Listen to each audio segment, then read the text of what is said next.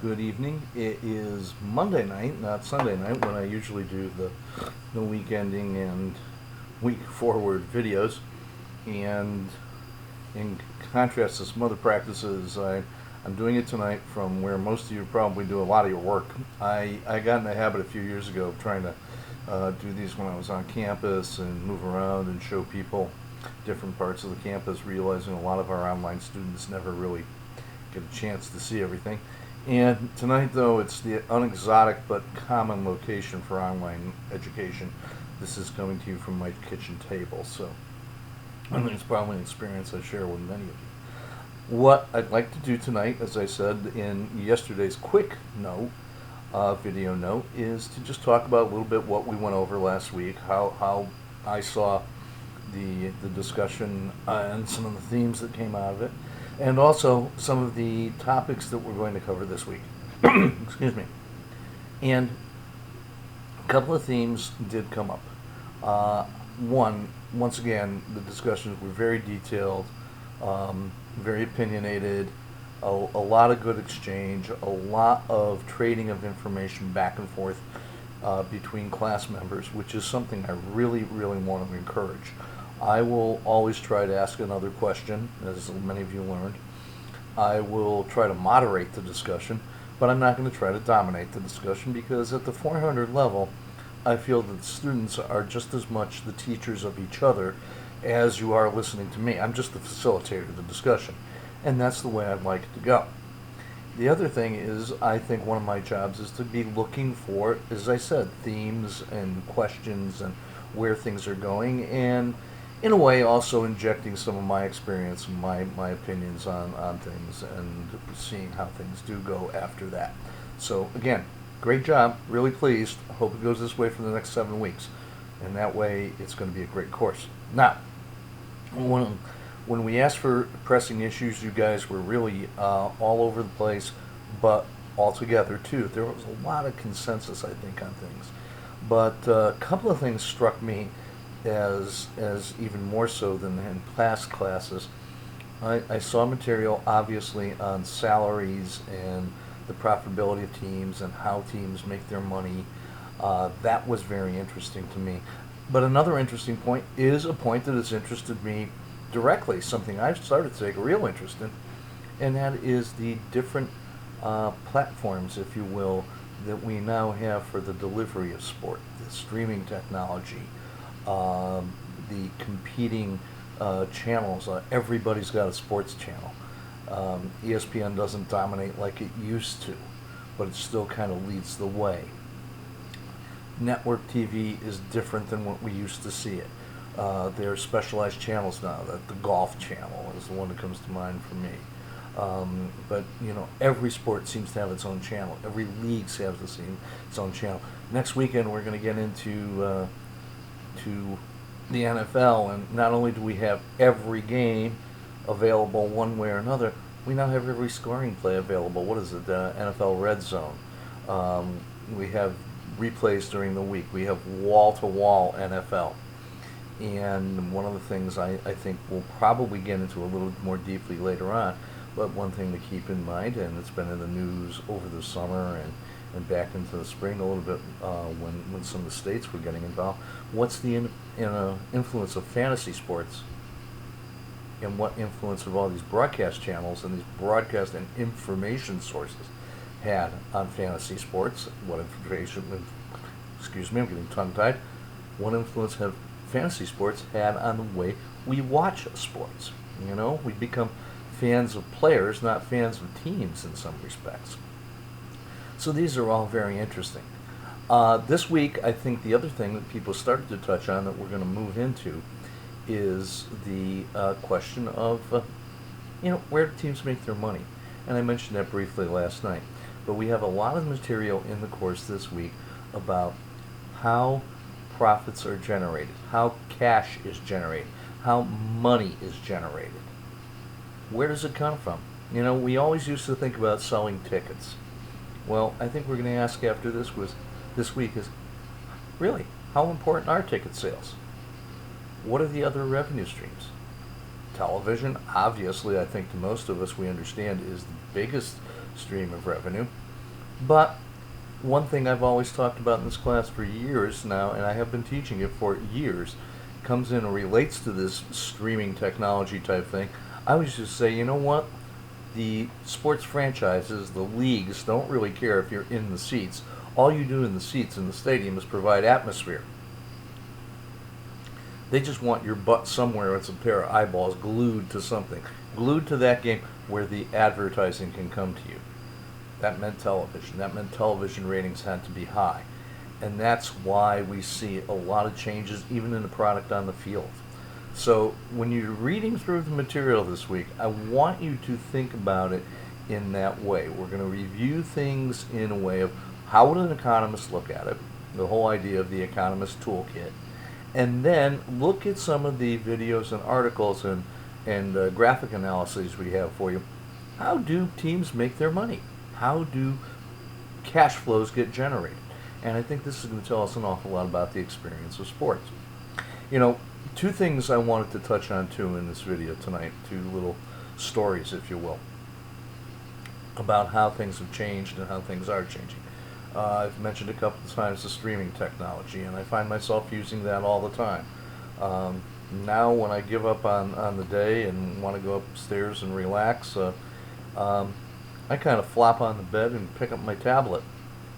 And I probably watch more sports on my tablet than I do on my television.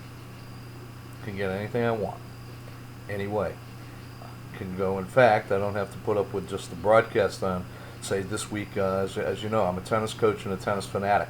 I don't have to put up with just what the broadcast on TV is giving me from the U.S. Open. I can have my choice of courts, my choice of what's going on, my choice of interviews, all these kind of things. Choice galore.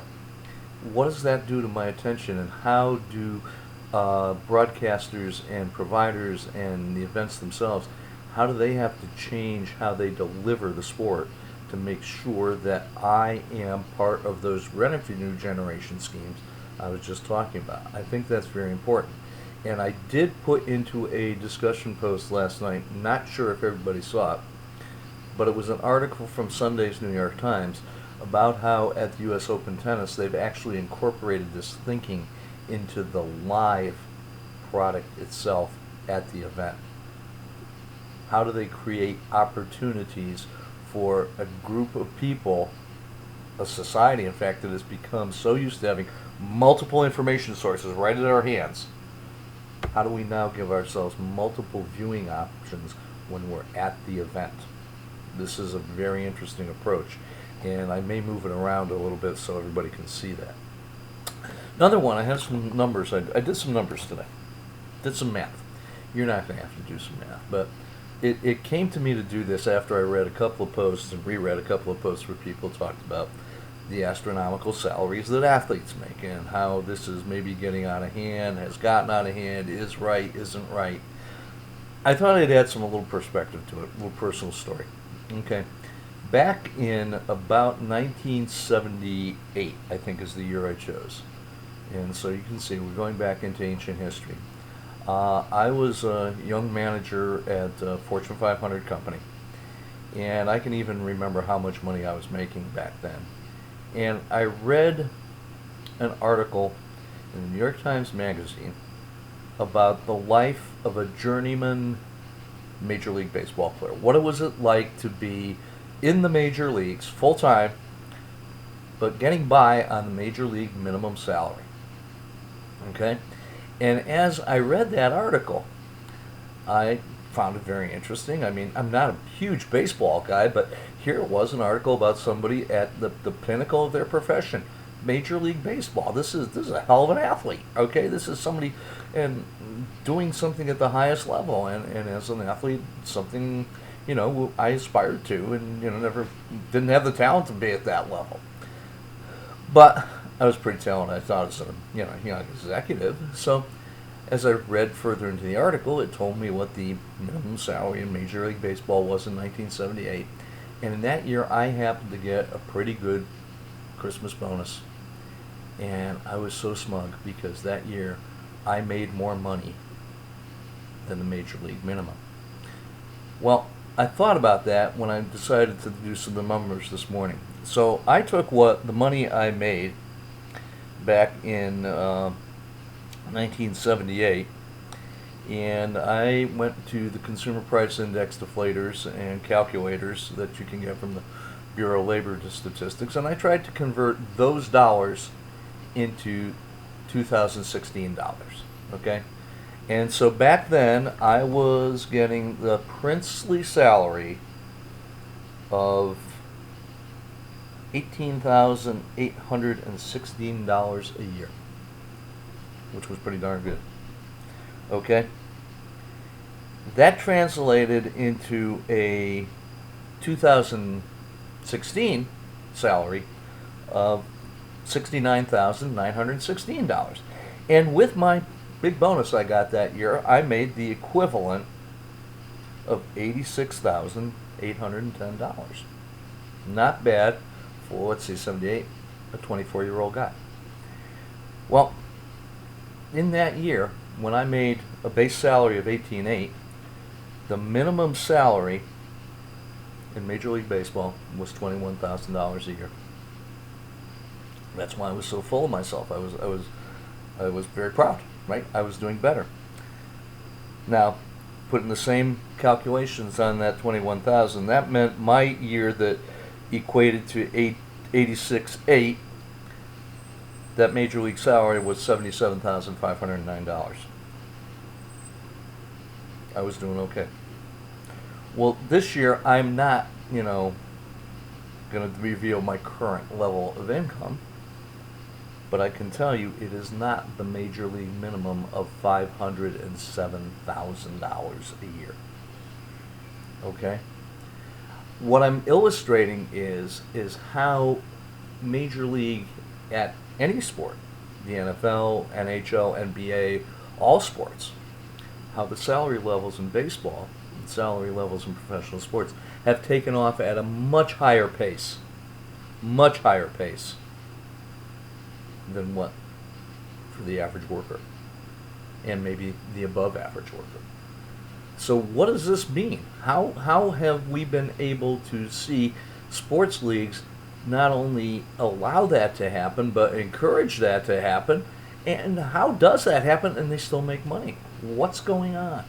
Why can that increase 6.5 times faster than the regular salaries of most people? 6.5 times, that's significant. Can you imagine what your life would be like if you had 6.5 times the purchasing power you had today? It would be quite different. It would be quite, probably a lot easier, a lot more pleasant. All right? That's an issue I think we need to think about. And so many people mentioned it that I think it's worth looking at and understanding where do those numbers come from? How did they get generated? Is this a rational response? How is this working with us? And I think you're going to find that rather interesting. Okay, so that's it. This week we have two kind of shorter discussion boards related, and I'd like you to look at them as kind of two chances to answer different twists on the same question. But really, don't try to answer them until you've read the material. Really, that will happen.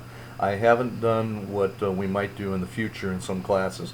I'm not going to do it yet where, there's a feature where you can restrict somebody's ability to read any other post until they've made their own initial one. Not doing that yet, okay? So it's by request that I'm asking you to go in, read first, write second, okay? That's what we really need to have happen. But if we can duplicate the performance that we had this week, I think everything's going to be great. If there is any question about anything, of course, you can use the Ask the Professor feature. If there is something you want to talk about or something you want to ask me offline, all my contact information, as you know, is in the course information section. Meet your instructor. I'm going to have more fun with it this week. I hope you had fun with it last week. I hope people learned something, and I'm looking forward to going forward. Thank you.